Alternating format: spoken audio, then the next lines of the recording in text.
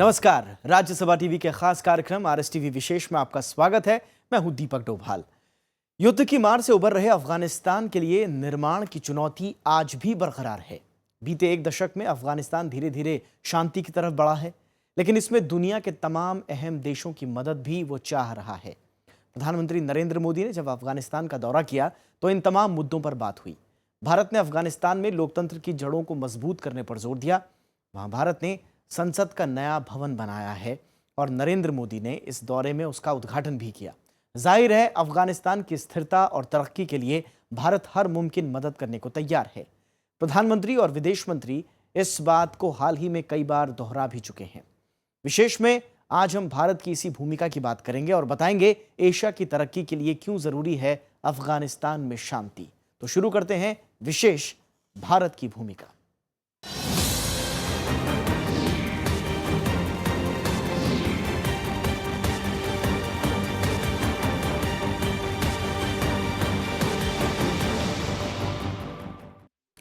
अफगानिस्तान के दौरे पर प्रधानमंत्री नरेंद्र मोदी ने हर मुमकिन मदद का भरोसा दिया।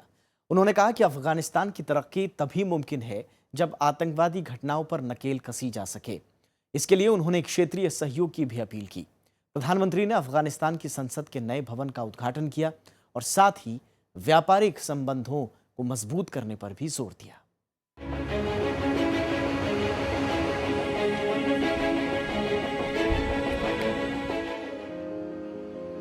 प्रधानमंत्री नरेंद्र मोदी ने इस बात पर जोर दिया कि अफगानिस्तान का जख्म तभी भर सकता है जब सीमा पार से आतंकी घटनाओं पर लगाम कसी जाए। अफगानिस्तान की संसद के नए भवन का उद्घाटन करते हुए प्रधानमंत्री ने ये बातें कही। आपको बता दें कि अफगानिस्तान संसद की इस इमारत को भारत ने ही 9 करोड़ डॉलर के खर्च से बनाया है। अफगानिस्तान की संसद में भारत के पूर्व प्रधानमंत्री अटल बिहारी वाजपेयी के नाम से एक ब्लॉक भी बनाया गया है। नरेंद्र मोदी ने इस ब्लॉक का भी उद्घाटन किया। प्रधानमंत्री ने कहा कि अफगानिस्तान में लोकतंत्र मजबूत हो रहा है और बुलेट को बैलेट से हराना लोकतंत्र की जीत होगी। Jalaluddin Rumi wrote, "Raise your words, not your voice. It is rain that gives flowers, not thunder." This is the wisdom of this magnificent land. Pakistan का नाम लिए बगैर नरेंद्र मोदी ने अफगानिस्तानी सांसदों से कहा कि सीमा पार से आतंकवाद को रोकना अफगानिस्तान के लिए बेहद जरूरी है। उन्होंने इस बात पर जोर दिया कि आतंकवाद के साए के बीच देश की तरक्की मुमकिन नहीं। Afghanistan will succeed only when terrorism no longer flows across the border.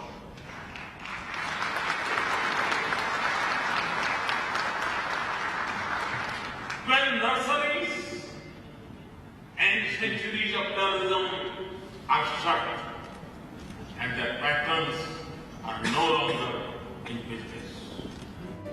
असल में तालिबानी हिंसा को लेकर अफगानिस्तान और पाकिस्तान के बीच आरोप प्रत्यारोपों का सिलसिला लंबे वक्त से जारी है। अफगानिस्तान का आरोप है कि पाकिस्तान ने तालिबानियों को अपने यहाँ शरण दे रखी है, लेकिन पाकिस्तान भी यही आरोप अफगानिस्तान पर लगाता आया है। ऐसे में भारत ने इलाके में शांति बहाली और बेहतरी के लिए क्षेत्रीय सहयोग की बात कही है। We know that Afghan success will require the cooperation and support of each of its neighbors. And all of us in the region, India, Pakistan, Iran and others, must unite in trust and cooperation behind this common purpose and in recognition of our common destiny. Bharat ने इस मौके पर अफगानिस्तान को 4 Mi-25 helicopter भी दिए। गौरतलब है कि तालिबानियों से लड़ने में अफगानिस्तान को ऐसे हेलीकॉप्टरों की सख्त दरकार है, लिहाजा भारत की इस मदद से हवाई हमले बेहतर हो पाएंगे। भारत बीते 4 साल से अफगानिस्तान को रणनीतिक साझेदार की तरह हेलीकॉप्टरों के अलावा और भी सैन्य सहायता देता रहा है। विदेश मंत्रालय के मुताबिक अफगानिस्तान के विकास में भारत ने अब तक $2 अरब की आर्थिक मदद की है।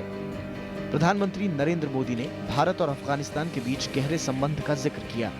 In our region, when a Kabuliwala can once again come across easily to win Indian hearts.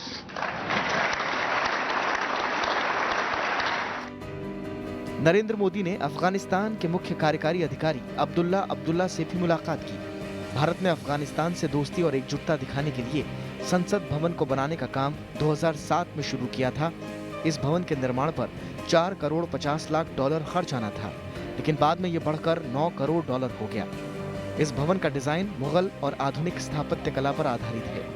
इस मौके पर प्रधानमंत्री ने शहीद अफगान सुरक्षा बलों के 500 बच्चों को स्कॉलरशिप देने का भी ऐलान किया। Bureau report, Rajya Sabha TV. Afghanistan की तरक्की के लिए भारत हमेशा से रचनात्मक भूमिका निभाता रहा है। हाल ही में इस्लामाबाद में संपन्न हार्ट ऑफ एशिया सम्मेलन में भी भारत ने इसी बात पर जोर दिया। विदेश मंत्री सुषमा स्वराज ने वहां सदस्य देशों से अपील की कि आतंकवाद को किसी भी तरह से पनाह देना वो बंद करें। सम्मेलन के दौरान पाकिस्तान के प्रधानमंत्री नवाज शरीफ ने भी सुषमा स्वराज की बातों से सहमति जताई, लेकिन अफगानिस्तान के राष्ट्रपति अशरफ गनी ने पाकिस्तान पर शिथिलता बरतने का आरोप लगाया। जाहिर है, दक्षिण एशिया में भारत और अफगानिस्तान की साझी पहल शांति की एक नई तस्वीर बना सकती है।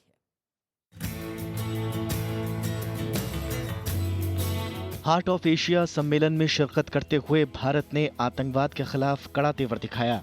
खासकर आतंकवादी हिंसा की मार झेल रहे अफगानिस्तान को लेकर भारत ने चिंता जताई। असल में हार्ट ऑफ एशिया सम्मेलन का मुख्य एजेंडा ही अफगानिस्तान में शांति बहाली था, ताकि आतंकवादी घटनाओं पर लगाम कसी जा सके। विदेश मंत्री सुषमा स्वराज ने कहा कि आतंकवाद से निपटने के लिए सभी सदस्य देशों का सहयोग जरूरी है। उन्होंने इशारों में साफ कर दिया कि आतंकवाद के मसले पर पाकिस्तान को अपना नजरिया बदलना होगा। That the forces of terrorism and extremism do not find sanctuary and safe haven in any name, form or manifestation. We in Afghanistan's proximity have a particular responsibility in this regard. Pakistan के प्रधानमंत्री नवाज शरीफ ने भी माना कि इलाके में शांति के बगैर विकास मुमकिन नहीं है, लेकिन अफगानिस्तान के राष्ट्रपति अशरफ गनी ने आतंकवाद के खिलाफ पाकिस्तान की कार्रवाइयों को असफल करार दिया। उन्होंने कहा कि पाकिस्तान की चुनिंदा कार्रवाइयों से आतंकवाद तो रुक नहीं रहा है, उल्टे अफगानिस्तान में शरणार्थियों की नई समस्या खड़ी हो गई है। Fortunately, recent events in Pakistan have forced us to host close to 350,000, 500,000 of Pakistani refugees in our soil. The refugee issue is a common issue like other issues that confront us. Heart of Asia सम्मेलन के theme के मुताबिक भारत ने आतंकवाद के साथ साथ व्यापारिक रिश्तों को भी नए स्तर पर पहुंचाने की बात कही है। सम्मेलन के एजेंडे में मध्य एशिया और दक्षिण एशिया के बीच व्यापार का रास्ता खोलना अहम था। लिहाजा भारत ने अफगानिस्तान को पहले से जारी मदद बरकरार रखने का भरोसा दिया। जानकारों की माने तो अफगानिस्तान को विकास की धारा में जोड़ने के लिए सबसे जरूरी है पाकिस्तान के रास्ते दक्षिण और पूर्वी एशिया को जोड़ना। लेकिन राजनीतिक मतभेदों के चलते पाकिस्तान व्यापार के अवसरों को बढ़ने नहीं दे रहा। विदेश मंत्री सुषमा स्वराज ने पाकिस्तान को इस नीति को बदलने की सलाह दी। पाकिस्तान के प्रधानमंत्री नवाज शरीफ ने सुषमा स्वराज की बातों से हामी तो भरी, लेकिन कोई ठोस आश्वासन देने से बचे। Let me take this opportunity to extend our hand to Pakistan as well. It is time that we display the maturity and self-confidence to do business with each other. I am confident that the Islamabad Declaration to be adopted by this conference will identify a way forward to the participants of the Heart of Asia process for strengthening regional connectivity in pursuit of a better future for our peoples. Afghanistan में शांति स्थापित करना भारत के राजनीतिक एजेंडे में अहम रहा है। बीते एक दशक से पुनर्निर्माण के दौर से गुजर रहे अफगानिस्तान को भारत ने पहले भी हर मुमकिन मदद का भरोसा दिया। लिहाजा हार्ट ऑफ एशिया सम्मेलन में भारत ने फिर से खुलकर अफगानिस्तान को ये उम्मीद जताई कि वहां आने वाले दिनों में वो उसके साथ कंधे से कंधा मिलाकर काम करेगा। 2016 में भारत इस सम्मेलन की मेजबानी कर रहा है। लिहाजा इलाके में शांति और विकास के लिए इसे महत्वपूर्ण कदम मानते हुए विदेश मंत्री सुषमा स्वराज ने इस प्रक्रिया में शामिल सभी देशों को भारत आने का न्योता भी दिया। दिलीप खान, राज्यसभा टीवी। भारत अफगानिस्तान सांस्कृतिक ऐतिहासिक विरासत को साझा करते हैं, लिहाजा दोनों देशों के बीच मजबूत संबंध हैं। रिश्तों की ये गर्मजोशी केवल सरकारों के बीच ही नहीं, अवाम में भी नजर आती है। भारत हमेशा अफगानिस्तान में अमन बहाली का पक्षधर रहा है, फिर चाहे लोकतंत्र हो या बुनियादी ढांचे का निर्माण। इसे संपन्न बनाने में भारत हमेशा से बढ़ चढ़कर भागीदारी निभाता आया है।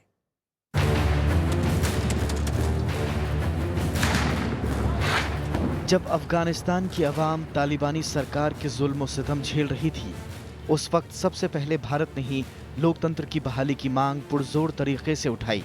संयुक्त राष्ट्र और कई अंतर्राष्ट्रीय मंचों पर अफगानिस्तान में अमन और स्थिरता की हिमायत की। तालिबानी हुकूमत के खात्मे के बाद भी अफगानिस्तान में लोकतंत्र बहाली की राह आसान नहीं थी। ऐसे में भारत ने ही इस दिशा में सशक्त किरदार निभाया। सार्क देशों में इसे शामिल कराने में भी भारत की अहम भूमिका रही। दिसंबर 2015, इस साल दिसंबर की शुरुआत में संयुक्त राष्ट्र में अफगानिस्तान के स्थायी प्रतिनिधि महमूद सैकल ने महासभा में देश के बढ़ते आतंकवाद के लिए पाकिस्तान को जिम्मेदार बताया। उन्होंने कहा कि 2001 के बाद 2015 अफगानिस्तान के लिए सबसे रक्त रंजित साल रहा है। पाकिस्तान अफगानिस्तान और भारत के संबंधों से चिंतित है। इसी बेचैनी में वो आतंकी वारदातों को अंजाम दे रहा है। हार्ट ऑफ एशिया सम्मेलन में विदेश मंत्री सुषमा स्वराज ने भी अफगानिस्तान में बढ़ते आतंकवाद पर चिंता जताई। उन्होंने अफगानिस्तान के साथ मजबूत संबंधों की हिमायत की।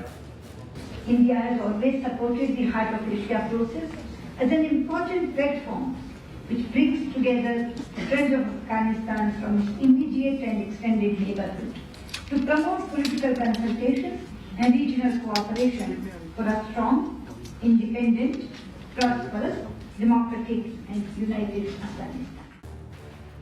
अफगानिस्तान में पुनर्निर्माण की अहम परियोजना में भारत प्रमुख तौर पर शामिल है। स्कूल, कॉलेज, अस्पताल या फिर सड़क, भारत हर तरीके से आर्थिक और तकनीकी और साथ ही मानवीय सहायता पहुंचा रहा है।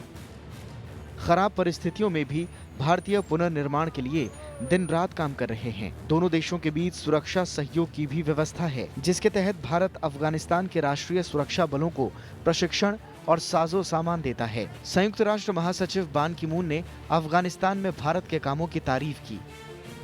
इतना ही नहीं, अफगानिस्तान में लोकतंत्र के प्रतीक यानी संसद के नए भवन का निर्माण भी भारत की मदद से हो रहा है। 2009 में भारत ने संसद के नए भवन के निर्माण का काम शुरू किया था और इसकी लागत करीब 710 करोड़ रुपए है। इसमें 350 करोड़ रुपए भारत सरकार ने दिए हैं। इस भवन के 4 मुख्य भाग हैं। इसके निर्माण में आधुनिक और मुगल कालीन स्थापत्य कला का प्रयोग किया जा रहा है। अफगानिस्तान का नया संसद भवन करीब 84 एकड़ में बन रहा है। इस साल के अंत तक इस नए भवन का निर्माण जल्द पूरा होने की उम्मीद है। अमिताभ अरुण दुबे, राज्यसभा टीवी। और अफगानिस्तान महज एक देश ही नहीं बल्कि रणनीतिक तौर पर मध्य और दक्षिण एशिया को जोड़ने वाला बेहद अहम इलाका है। एशियाई देश हो या पश्चिमी जगत, हर कोई अफगानिस्तान में अपनी मौजूदगी दर्ज कराना चाहता है। लेकिन आखिर ऐसी क्या खासियत है अफगानिस्तान में जो हर देश की फहरिस्त में इसे ला खड़ा करती है? देखते हैं इस खास रिपोर्ट के जरिए।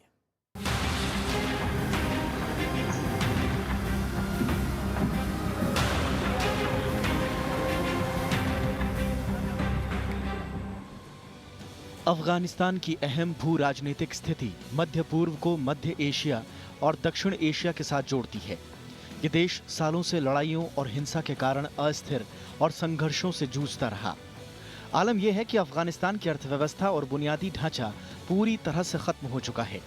लेकिन ऐसी क्या खास बात है जो दुनिया के बड़े से लेकर तमाम छोटे देशों का ध्यान भी अफगानिस्तान पर लगाए हुए है? ये समझने के लिए अफगानिस्तान के अलग अलग देशों से रिश्तों और आपसी हितों को समझना होगा। अफगानिस्तान और अमेरिका। अमेरिका के लिए अफगानिस्तान उसके राष्ट्रीय हितों के लिए बेहद अहम देश है। दरअसल 9/11 हमले के तौर पर अमेरिका को जो सबसे बड़ा जख्म मिला, उसकी जड़ें कहीं न कहीं अस्थिर अफगानिस्तान की वीरान पहाड़ियों से जुड़ी हुई थीं। बीते करीब 15 साल अमेरिका ने पूरा ध्यान अफगानिस्तान में ही लगाया। दरअसल दुनिया को भले ही अमेरिका ये दिखा रहा हो कि अफगानिस्तान में शांति के बाद उसका प्रत्यक्ष दखल खत्म हो जाएगा, लेकिन अफगानिस्तान से अपने पैर हटाना अमेरिका किसी भी सूरत में नहीं चाहेगा। अमेरिका अलकायदा और दूसरे आतंकवादी संगठनों को किसी हाल में सिर उठाने का मौका नहीं देना चाहता। साथ ही एशिया में अपनी मजबूत पकड़ बनाकर वो एक साथ रूस और चीन जैसी शक्तियों को चुनौती भी दे सकता है। अफगानिस्तान और ईरान। अफगानिस्तान में ईरान के हित बहुतेरे हैं। ईरान खासकर पश्चिमी अफगानिस्तान में शिया बहुल इलाकों में अपनी पकड़ चाहता है।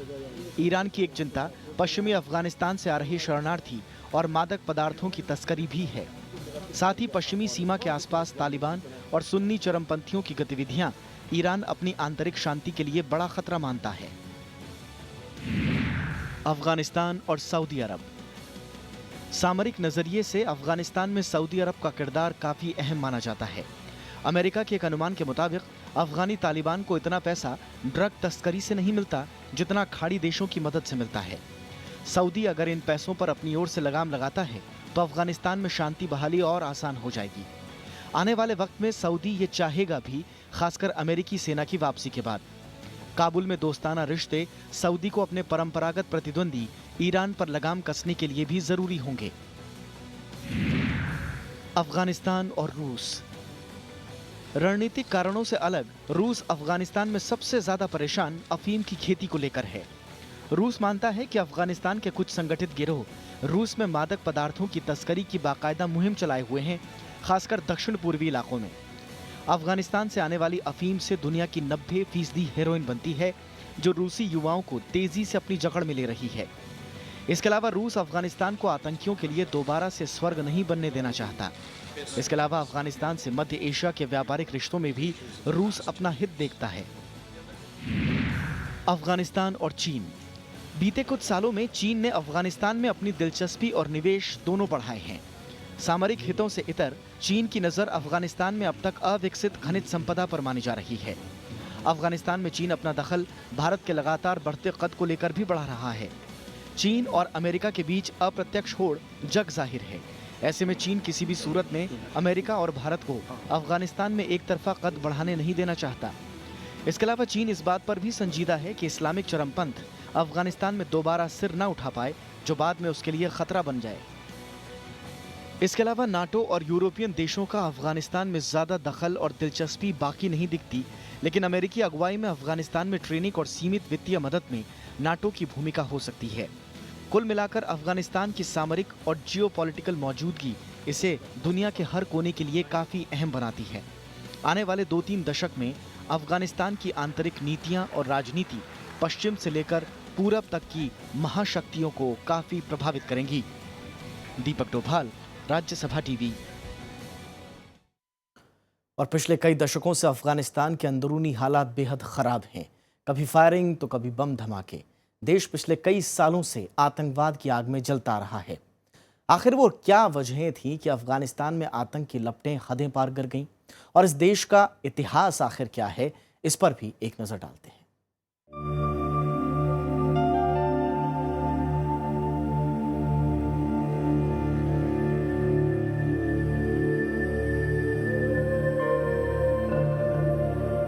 एक वक्त था जब अफगानिस्तान में भी जिंदगी हंसा करती थी।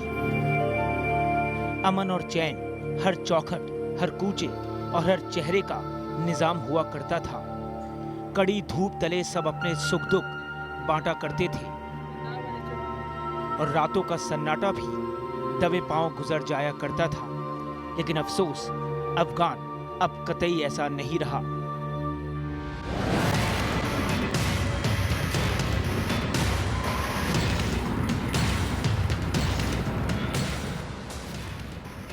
खौफ, आतंक, बारूद और बर्बादी। पिछले कई दशकों से आतंक की आग में अफगानिस्तान जलता आ रहा है। जिम्मेदार सरकारें रहीं, तानाशाह रहे, संकीर्ण सोच रही या फिर सत्ता की चाहत रही। गुनहगार जो भी हों, पीड़ित यहाँ की आवाम सभ्यता, शांति और सुंदरता ही हुई है। बात 70 के दशक की है, जब मुल्क में पहली बार तानाशाही का तख्ता पलट हुआ। मोहम्मद दाऊद खान ने सेना की मदद से अफगानिस्तान के राजा मोहम्मद ज़ाहिर शाह को सिंहासन से हटा डाला। खान ने राजशाही को खत्म करते हुए खुद को राष्ट्रपति घोषित कर दिया। ये वक्त था जब अफगानिस्तान को सोवियत संघ का पूरा समर्थन हासिल था। दाऊद खान ने नए संविधान को लागू कर महिलाओं को उनके मौलिक अधिकार प्रदान किए, जबकि पुरानी सोच वाले लोगों को भी निशाना बनाया गया। मुल्क विकास की राह पर था, लेकिन 70 का दशक खत्म होते होते हालात बदलने शुरू हो गए। मोहम्मद दाऊद खान का कत्ल कर अफगान कम्युनिस्ट पार्टी ने सत्ता संभाल ली।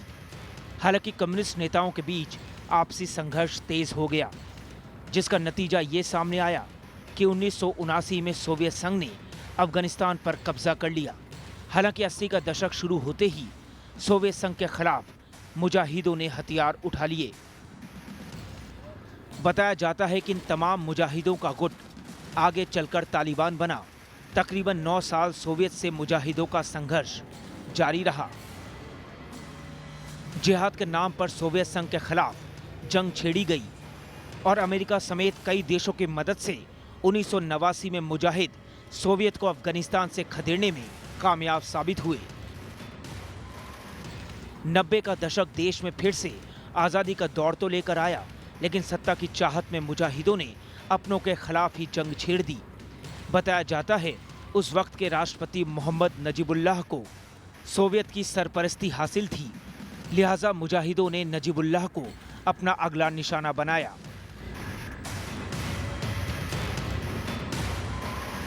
मुजाहिदों ने काबुल में कूच किया और नजीबुल्लाह सरकार का तख्ता पलटकर इस्लामिक मुल्क की घोषणा कर दी। मुजाहिदों के एक बड़े गुट के नेता प्रोफेसर बुरहानुद्दीन रब्बानी को राष्ट्रपति बनाया गया।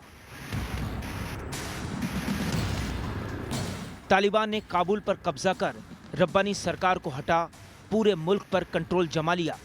चीफ मुल्ला मोहम्मद उमर की अगुवाई में तालिबान ने अफगानिस्तान में सत्ता काबिज कर ली। 9/11 के बाद ओसामा बिन लादेन को न सौंपने की सूरत में अमेरिका और नाटो फोर्सेस ने अफगानिस्तान पर हमला कर देश पर कब्जा कर लिया। ओसामा की खोज में अमेरिका ने अफगानिस्तान का चप्पा चप्पा छान मारा। इस बीच तालिबान और अल कायदा के लड़ाकों की अमेरिका से जंग जारी रही। पूरे मुल्क में जगह जगह बमबारी होती रही, लोग मरते रहे और जंग चलती रही।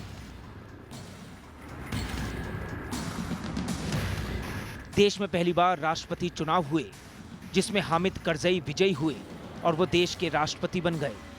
इस बीच अफगानिस्तान के हालात सुधारने की कोशिशें होती रहीं, लेकिन बड़ी संख्या में देश में मौजूद तालिबान के आतंकियों ने अमन को वापस लौटने नहीं दिया।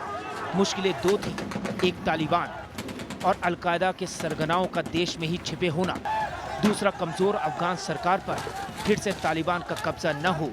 इसलिए अमेरिका के मुल्क में मौजूदगी आग में घी का काम करती रही। सत्ता के 5 साल पूरे होने के बाद फिर से चुनाव हुए। राष्ट्रपति हामिद करजई फिर से विजयी घोषित हुए। हालांकि इस सरकार पर भ्रष्टाचार के कई बार आरोप लगे। 2011 में ओसामा की मौत के बाद हालात में सुधार आना शुरू हुआ। हालांकि 2013 में द्विपक्षीय सुरक्षा समझौते पर सहमति न बनने पर फिर से अमेरिका और अफगानिस्तान सरकार के बीच टकराव का आलम देखा गया। तीसरी बार देश में राष्ट्रपति चुनाव हुए और इस बार अशरफ गानी राष्ट्रपति चुने गए। हालांकि ये चुनाव काफी लंबे वक्त तक सुर्खियां बने रहे। चुनाव में गड़बड़ी के आरोप लगे, लेकिन संयुक्त राष्ट्र की दखल के बाद अशरफ गानी को राष्ट्रपति चुन लिया गया। पिछले 2 सालों से तालिबान से समझौते की बात चल रही है, लेकिन अब तक नतीजे सामने नहीं आए। वक्त वक्त पर आतंकी वारदातें सामने आती रहती हैं, कभी राजधानी काबुल में तो कभी दूसरे शहर में। इंतजार उस रोज का है जब हैबत का रास्ता छोड़ सभी बंदूकधारी अमन की राह पर चलने लगेंगे और एक बार फिर से उसी सुंदर अफगानिस्तान की कल्पना होगी जो एक वक्त एशिया का खूबसूरत देश कहलाया जाता था। Bureau report, Rajya Sabha TV.